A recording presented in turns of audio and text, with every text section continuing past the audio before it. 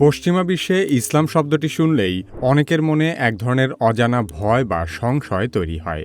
বহু বছর ধরে নানা গণমাধ্যম, রাজনৈতিক বক্তব্য এবং জনপ্রিয় সংস্কৃতিতে ইসলামকে এমনভাবে উপস্থাপন করা হয়েছে যেন ইসলাম একটি কঠোর, অসহিষ্ণু এবং আধুনিকতার বিপরীতে থাকা কোনো ধর্ম। এই ধারণাগুলো এতটাই প্রচারিত হয়েছে যে অনেক মুসলিম সংখ্যাগরিষ্ঠ দেশেও ইসলামোফোবিয়া বা ইসলাম ভীতি একটি সাধারণ বিষয়ে পরিণত হয়েছে।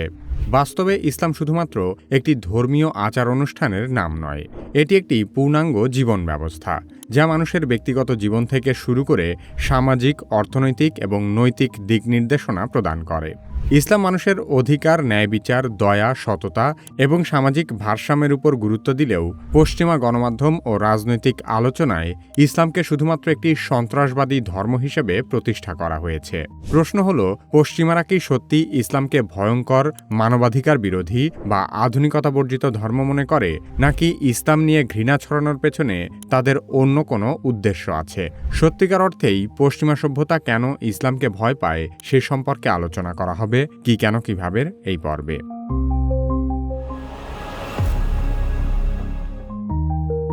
পশ্চিমারা যেসব কারণে ইসলামকে ভয় পায় তার মধ্যে অন্যতম প্রধান কারণ হল ইসলামের স্বতন্ত্র অর্থনৈতিক ব্যবস্থা।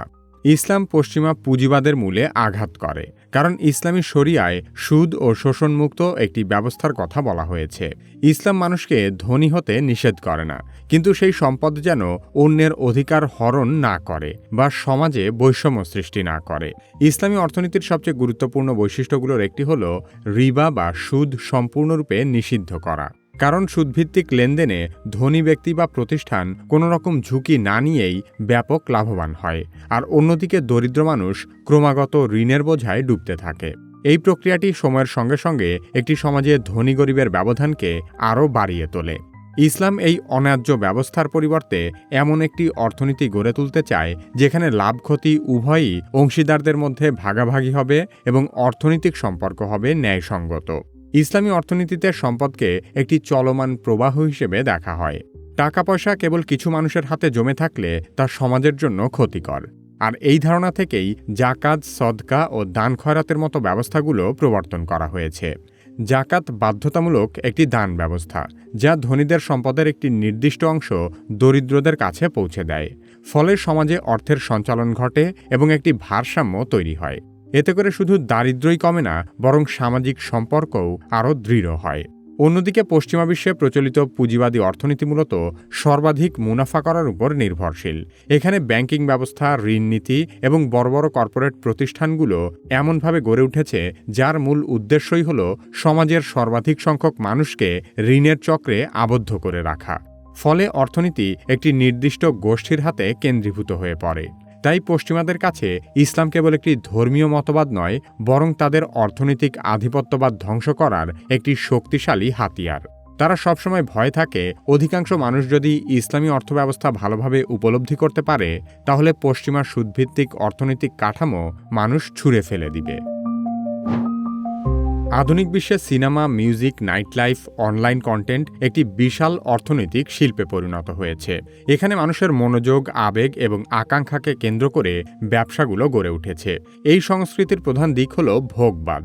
মানুষকে যত বেশি উপভোগ এবং আনন্দের মধ্যে ডুবিয়ে রাখা যাবে, তাদের মুনাফা তত বেশি হবে।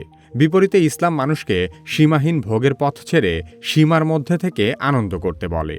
সে কারণে ইসলামে অ্যালকোহল, জুয়া বা অশ্লীলতায় ভরা বিনোদন নিষেধ করা হয়েছে। 2025 সালে বিশ্বব্যাপী প্রায় $2 ট্রিলিয়ন মদ বিক্রি করা হয়েছে। এ সময় বিশ্বব্যাপী জুয়ার বাজার ছিল প্রায় $643 বিলিয়ন। সেই সাথে 2026 সালের মধ্যে বিশ্ব চলচ্চিত্রের বাজার প্রায় $136 বিলিয়ন এবং পৃথকভাবে শুধুমাত্র পর্নোগ্রাফির বাজার প্রায় $100 বিলিয়ন কাছাকাছি। সেক্ষেত্রে বলাই বাহুল্য, বিশ্বব্যাপী মানুষ যদি ইসলাম চর্চা শুরু করে, তাহলে পশ্চিমাদের কয়েক ট্রিলিয়ন ডলারের ব্যবসা ধুলোয় মিশে যাবে। অনেকেই বলতে পারেন, এত বিপুল অঙ্কের মুনাফা করা ব্যবসা যদি বন্ধ হয়ে যায়, তাহলে বিশ্ব অর্থনীতি ধসে পড়বে। কিন্তু সত্যিকার অর্থে এই ব্যবসা ধসে পড়লে সাধারণ মানুষের তেমন কোনো ক্ষতি হবে না। শুধুমাত্র মানুষের ক্ষতি করে টাকা কামানো মাল্টিবিলিয়নিয়ারদের ব্যাংক ব্যালেন্স কিছুটা কমতে পারে। অন্যদিকে খেটে খাওয়া সাধারণ মানুষ মদ, জুয়া আর অশ্লীলতার পেছনে অর্থ অপচয় বন্ধ করলে তাদের ব্যক্তিগত জীবনে আরও উন্নতি আসবে। যারা অ্যালকোহল, নাইট ক্লাব, জুয়া এবং যৌনতা নির্ভর বিশাল অর্থনৈতিক কাঠামোর অংশ, তারাই এই বিকৃত জীবনধারাকে প্রচার করে এবং মানুষকে এসব ক্ষতিকর অভ্যাসে আসক্ত করে তুলতে চায়। এর বিপরীতে ইসলাম যখন ভোগবাদের বিরুদ্ধে কথা বলে, তখন স্বাভাবিকভাবেই ইসলাম পশ্চিমা সংস্কৃতির শত্রুতে পরিণত হয়। মানুষ যদি ধীরে ধীরে ইসলামী শিক্ষার দিকে ঝুঁকে যায়, তাহলে ভোগবাদী সংস্কৃতি এবং ব্যবসা প্রতিষ্ঠানগুলো তাদের নিয়মিত গ্রাহক হারাবে।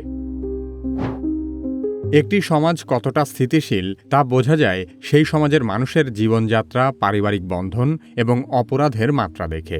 কোনো সমাজে যদি ইসলামী নৈতিকতা দৃঢ়ভাবে অনুসরণ করা হয়, সেখানে মাদকাসক্তি, সহিংসতা এবং সামাজিক অস্থিরতা তুলনামূলকভাবে কমে যাবে। কিন্তু পশ্চিমা বিশ্বের সামাজিক শৃঙ্খলা বজায় রাখতে বিপুল পরিমাণ অর্থ ব্যয় করা হয়। যুক্তরাষ্ট্র, যুক্তরাজ্য, অস্ট্রেলিয়া, কানাডা, নিউজিল্যান্ডের মতো দেশে এত পরিমাণ অপরাধী রয়েছে যে তাদের সরকারি কারাগারে জায়গা দেওয়া সম্ভব হয় না। সে কারণে সেসব দেশে প্রচুর পরিমাণে বেসরকারি কারাগার গড়ে উঠেছে। সরকার সেগুলো ভাড়া নিয়ে কয়েদিদের সেখানে বন্দী রাখে। শুধুমাত্র যুক্তরাষ্ট্রেই তাদের 50টি রাজ্যে 158টি বেসরকারি কারাগার আছে। বেসরকারি কারাগার মালিকদের ব্যবসার ধরনই হল, সমাজে যত বেশি সহিংসতা টিকিয়ে রাখা যাবে, তাদের ব্যবসা তত জমজমাট হবে। অপরাধী সংশোধনের নামে তারা প্রতিবছর কয়েক বিলিয়ন ডলারের ব্যবসা করে। এছাড়াও পশ্চিমা বিশ্বে পুলিশ, সামাজিক শৃঙ্খলা, বন্দুক সহিংসতা দমনের মতো বিভিন্ন খাত মিলিয়ে বিপুল বিনিয়োগ করা হয়।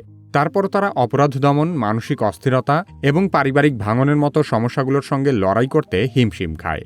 এই প্রেক্ষাপটে ইসলাম যে সহজ, নৈতিক এবং আত্মনিয়ন্ত্রিত জীবনধারার কথা বলে, তা যদি সমাজে প্রতিষ্ঠিত হয়, তাহলে পশ্চিমা নিরাপত্তা কাঠামোকেন্দ্রিক অর্থনৈতিক সমীকরণ সম্পূর্ণ বদলে যাবে। পশ্চিমা বিশ্বে মানুষের চিন্তাভাবনা গঠনে গণমাধ্যমের প্রভাব অত্যন্ত গভীর। টেলিভিশন, সিনেমা, সংবাদ মাধ্যম কিংবা অনলাইন প্ল্যাটফর্ম, সব জায়গাতেই বহু বছর ধরে ইসলামকে সংঘাত, সহিংসতা বা চরমপন্থার ধর্ম হিসেবে দেখানো হয়। যখন কোনো বিষয়কে দিনের পর দিন ভয়ঙ্কর হিসেবে উপস্থাপন করা হয়, তখন সেই নির্দিষ্ট বয়ানই মানুষের মনে স্থায়ী হয়ে যায়।